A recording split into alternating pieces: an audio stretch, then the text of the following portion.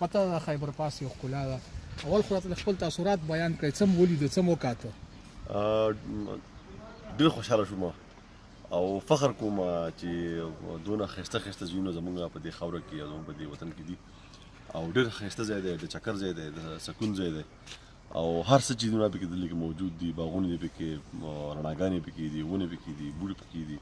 د ناستې پکې ښه ښه ځایونه دي او دا کوم چې مشران دي دا ډېر عزتمند او ډېر زیات مهمان نواز خلک دی او غرونه پکې دي او واکینګ ټریکس پکې دي، هر څه پکې دي. نو ښایسته ځای دی او د خوشحالۍ ځای دی. حاجي دلته کې مخکې به ویزټرز راتلل، ته فیسیلیټیز به لږ ډېر وو، اوس چونکې میلیټنسي نه بعد دلته لږ سهولتونه کم شو. نو بینګ افیسر اف لنډي کوتل تاسو به دې چې کوم خاندان فیملی نوسي دي دلته ایریګیشن دی او اوبو مسله، بجلی مسله ده، څه داسې ګوتلي اقدامات په لرئ چې دلته سیاحت واپس به حال شي او ښکلا یې برقرار وساتل شي؟ ګوره جي د موجوده حکومت چې د ټولو نه زیات فوکس دی نو هغه دا خبره تاسو ته باب ورکوم چې هغه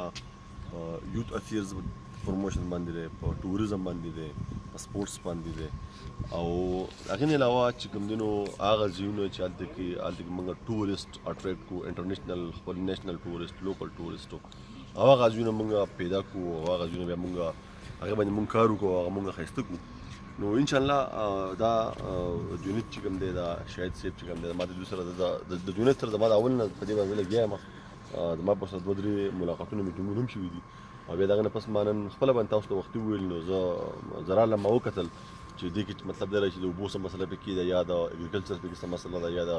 زموږ CNW چې پکې څه کولی شي یا فشریز پکې دي، دا هیچریز پکې دي،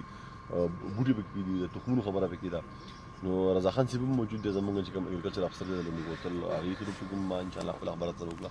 نو داسې به موږ وکړو چې موږ انشاءالله انیشیټیو به موږ اول خو د ټولو نه وخت دا علاقه به موږ د دې پروموشن چې زموږ څونه کېږي دا چې موږ څونه پروموټ کوو دا هسې مطلب الریډي اټ از پروموټډ، خو بیا هم چې زموږ په پوینټ باندې موږ څونه هم د دې انشاءالله پروموشن کولی شو هغه به موږ کوو. په وجه د دې دا چونکې تاسو ته پته ده چې پېښور ته هم اکسیسیبل دی، اسلام آباد ته هم اکسیسیبل دی، بل پرامنه ځای دی، ښایسته ځای دی. نو مطلب ډېر زیات ټورسټ چې کوم دي نو هغه به دلته کې اټریکټ کېږي. بل د مین روډ په غاړه باندې ځای دی، څه داسې دغه پکې نشته، مطلب بل تګ پکې نشته او د پارکینګ هم څه ایشو نشته، د ناستې هم څه ایشو نشته، د چکر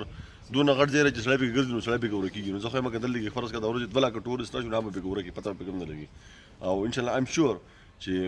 دا به پکې راځي. نو انشاءالله زه بلکې زموږ د مشرانو په نوټس کې الریډي دا ځای شته. نو انشاءالله موږ به خپل کوارډینیشن میټینګ به دې کې موږ وکړو د ټولو محکمو سره او موږ به وګورو چې په دې کې موږ مطلب دا چې څه رول پکې موږ انشاءالله ادا کولی شو نو هغه به انشاءالله موږ ضرور په دې کې ادا کوو. Thank you, sir.